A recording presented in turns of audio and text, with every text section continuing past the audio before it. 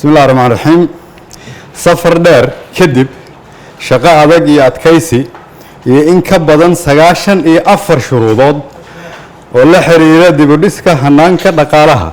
ولو جولستي وحمانت نصورة شيء إن الله نصور نقولنا حريركي أن لا هين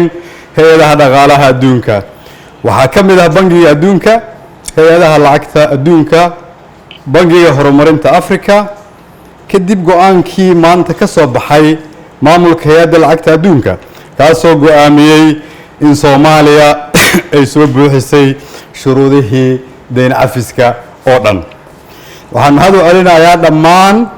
انتي سورة جلسي كالميسي كشقيسي كغيب غادتي سفر كي ديرا أنا سوقلناي جوشة مانتا نوسوهيتي ووريو مدحوينا جمهورية فدرالك سوماليا مدحوينا محمد عبد الله فرماجو لبدا غالي بارلمانكا مدحوينا ياشا دولة قبلادية xubnaha ka ah dawladda federaalka Soomaaliyeed golaha wasiirada dawlad goboleedyada golaha wasiirada dawladda federaalka shaqaalaha hay'adaha kala duwan ee dawladda Soomaaliyeed iyo ganacsatada Soomaaliyeed oo bixiyay canshuurtii ugu badnayd ee dalka laga aruuriyo intii dib loo aasaasay dawladda federaalka Soomaaliya taasoo qayb weyn ka qaadatay in ummadda Soomaaliyeed maanta ay soo gaarto go'aankan فرحة له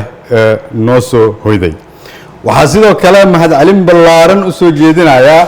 دمان هي ده عالمي يودمدا عن صاحبة هاي وهسي هجر لأنا نوغلا شقي سيدي صوماليا أيو جار الهيد هدف كان مهم كا انتي لو جد جري جد سعد كدين عفسكا وحال سميه يسبدل بدل ولا حريرة هنان كدغالها دلكا تصالحان dakhliga dalka waxa uu ahaa markii dawladani ay shaqada bilowday 248 milyan hadda waxa uu marayaa 470 milyan iyadoo go'aanka maanta la gaaray uu aad u sii kordhin doono dakhliga dalkan soo gali doona dakhliga markii dalka dawladani ay shaqadiisa qabatay waxa aruurin jiray 22 hay'adood oo dawli ah iyo 7 shirkadood oo gaar loo leeyahay oo dad shacbi ay leeyihiin halka maanta dhammaan dakhliga dawladda federaalka uu ku soo xaroodo gacanta dawladda Soomaaliyeed ee wasaaradda maaliyadda oo kaliya miisaaniyadda dalka ma ahayn mid fadhida waxaana dhici jirtay in mushaarka shaqaalaha iyo ciidamada aan si joogto ah loo bixin mararka qaarna dawladdu waxay gali jirtay deymo dalka gudihiisa ah sababtoo ah haddii la bixin waayo mushaar shaqaaleed ama ciidan waxay noqon jirtay deyn maadaama aan la wada bixin jirin kharashaadkaas dawladda deymahaasi waxay kor u dhaafayeen 100 milyan oo gudaha kaliya ah marka aan dalka nimid sida aad la socotaan 3 sano ee dawladdan xukunka haysay ciidamada iyo shaqaalaha rayidka ah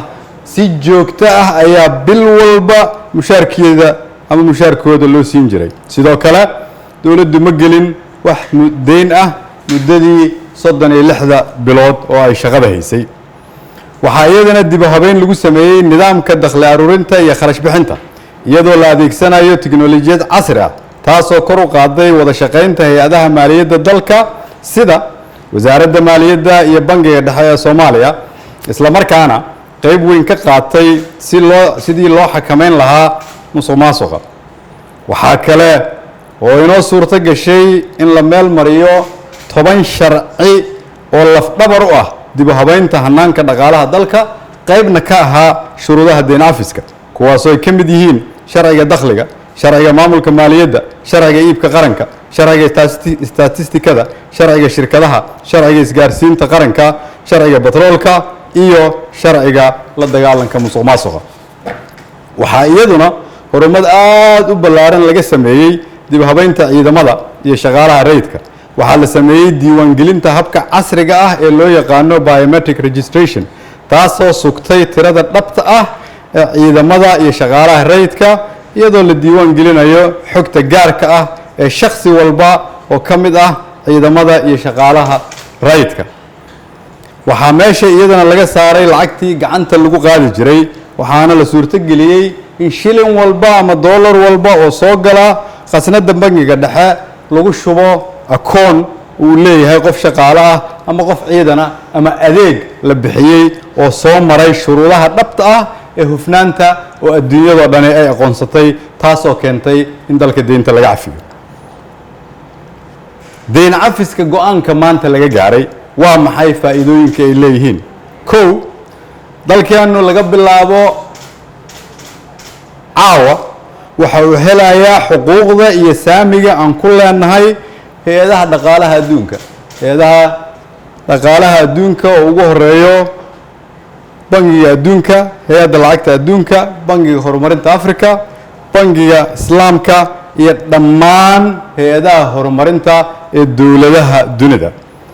waxay fursad cusub u furaysaa ganacsatada dalka Soomaaliyeed meel walba ay joogaan gobol walba oo heli doona maalgashi caalami ah haddii aad joogto Hargeysa ama Burco ama Boosaaso ama Jowhar ama Kismaayo ama Dhuusamareeb dunida waxay maanta leedahay fursad ay dalkan ku maalgashato waayo laga bilaabo maanta waxa laga wareejiyay caqabadihii iyo shuruudihii hortaagnaa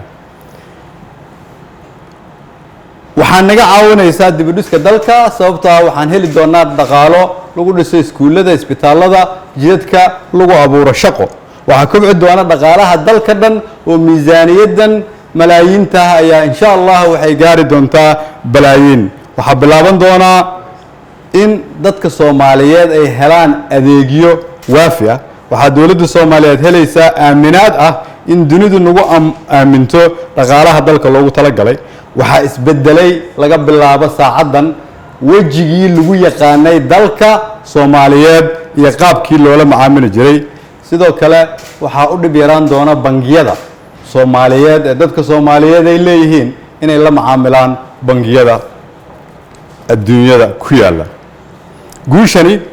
waxay tilmaamaysaa in dadka Soomaaliyeed ay ka soo bixi karaan shuruud kasta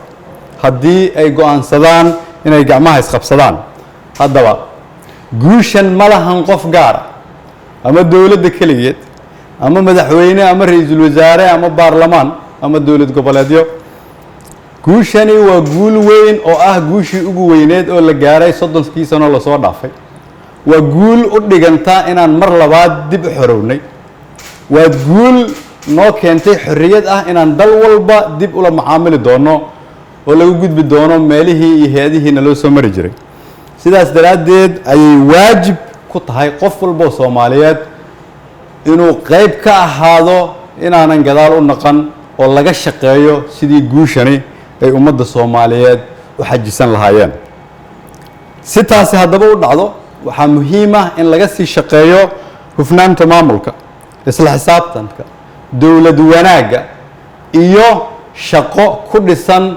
xirfad ku salaysan aqoon kana madax bannaan qabyaalad iyo musuqmaasuq waa mahadsantihiin